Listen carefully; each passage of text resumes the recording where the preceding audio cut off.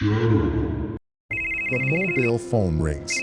One hand moves towards the phone, and when the two eyes of the same hand went to the screen of the mobile, it angrily switched off the phone. Then a girl lying next to John said in a whisper, "Who was it?"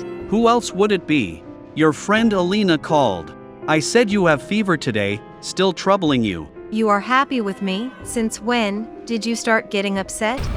Saying this, the girl started kissing all over John's body, and both of them started falling in each other's arms. That's when John noticed the ground and saw only long scattered hair all around, and the shadow of a girl sitting in the middle of long hair was watching John intimate with Daisy. If this was common for John, he ignored the girl and closed his eyes and started enjoying the ultimate happiness. Whether it is a local train going from Hoban to Euston early in the morning, or the bus, there's always a crowd. But don't know why, John was only thinking about Daisy today. Anyway, he reached the office and immediately called Daisy and asked about her well-being. And after finishing the day's work, he left the office and headed straight towards home.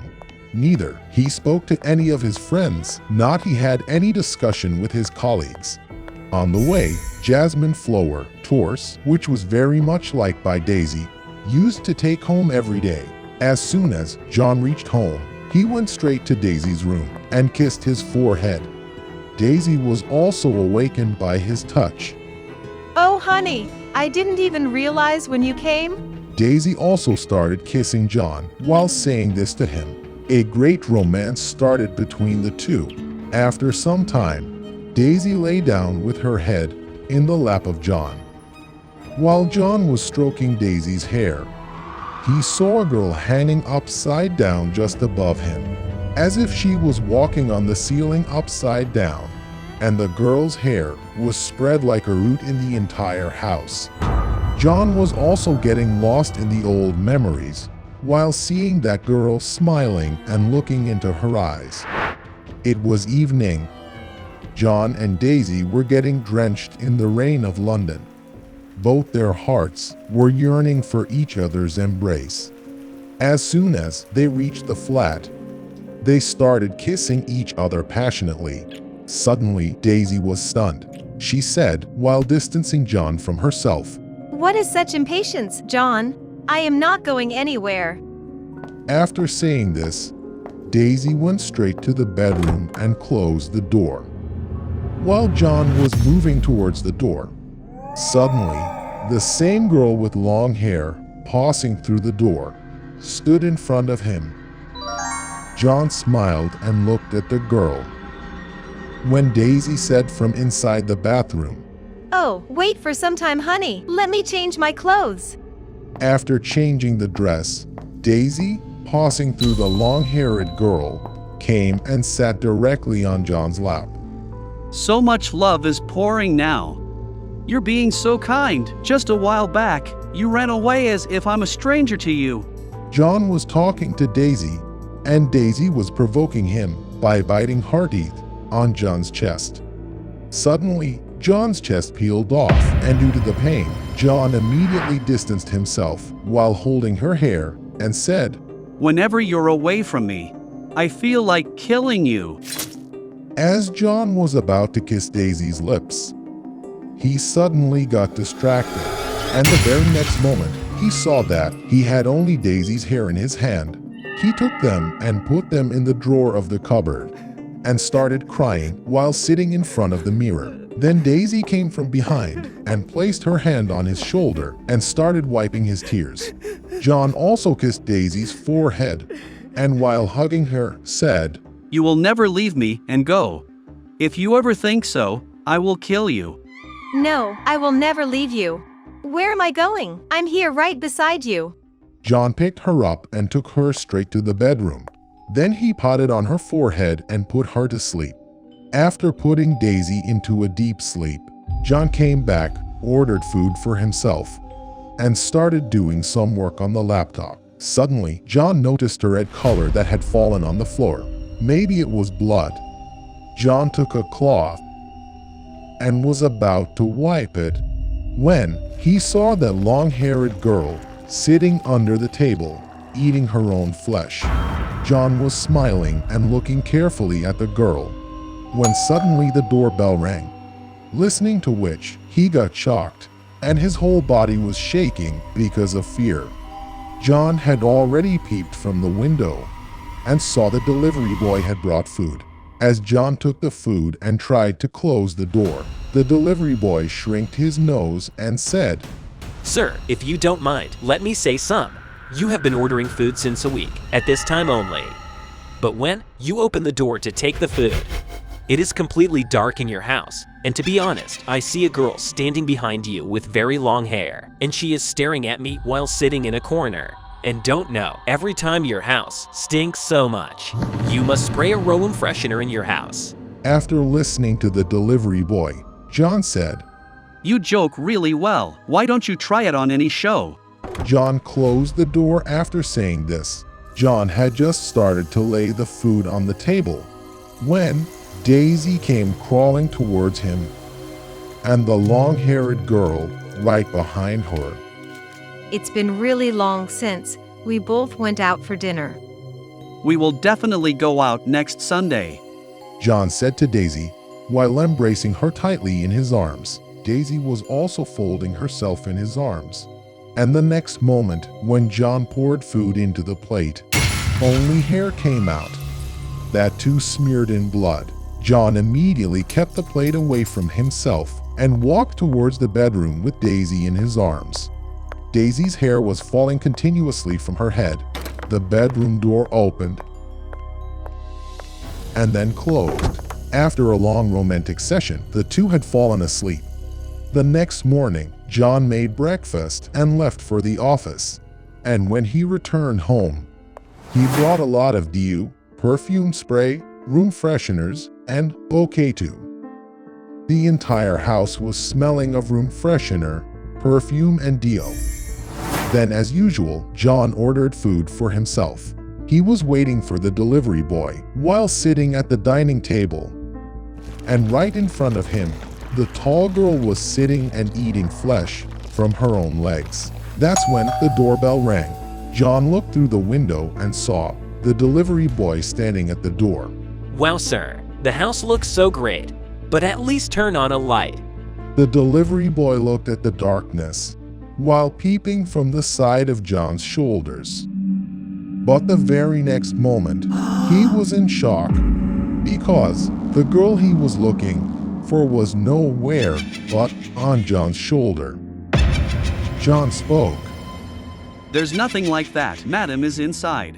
"I have understood that, sir. Sure, will be the wedding anniversary. Such decoration is only then."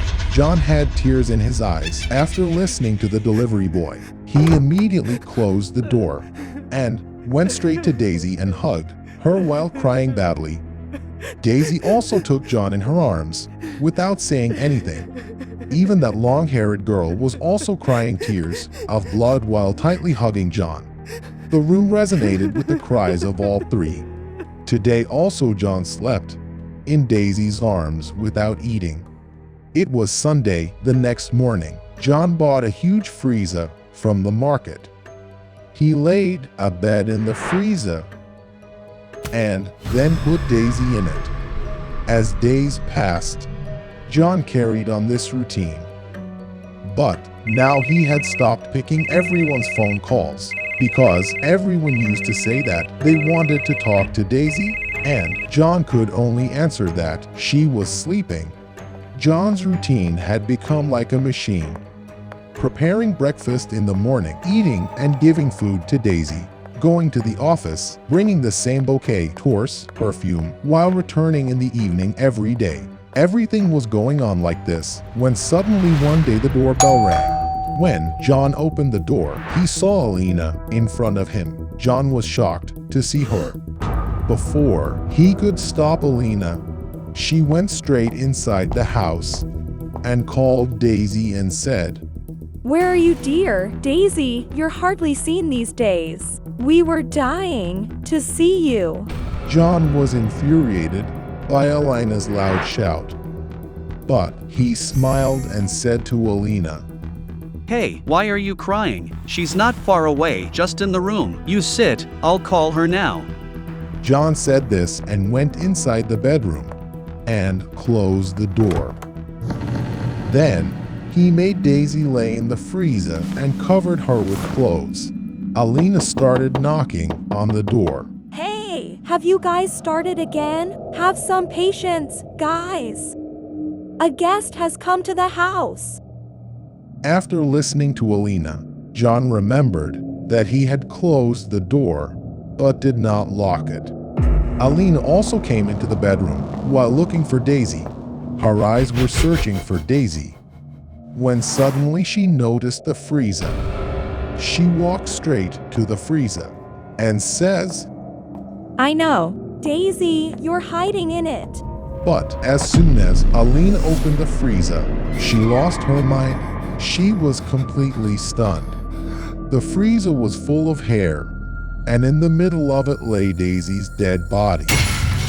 Daisy's body had dried up due to enzymes, and she was just a structure of flesh stuck to the bones, while it was stinking badly.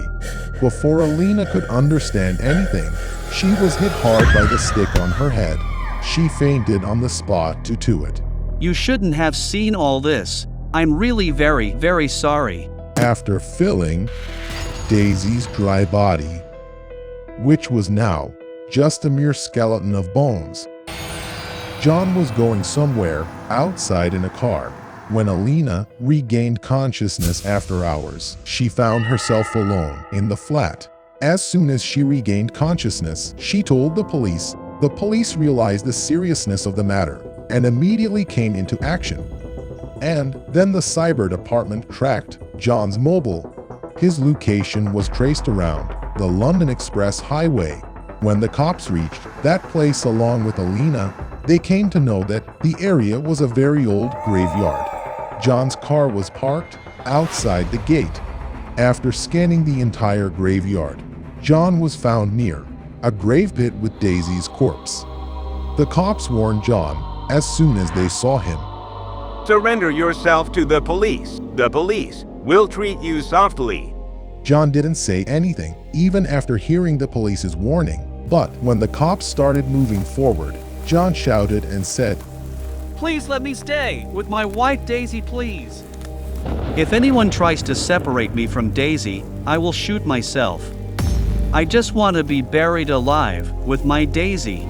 Alina still goes a little closer to John and explains to him, Look, don't be mad. Daisy is dead. Why are you ruining your life? Please come back.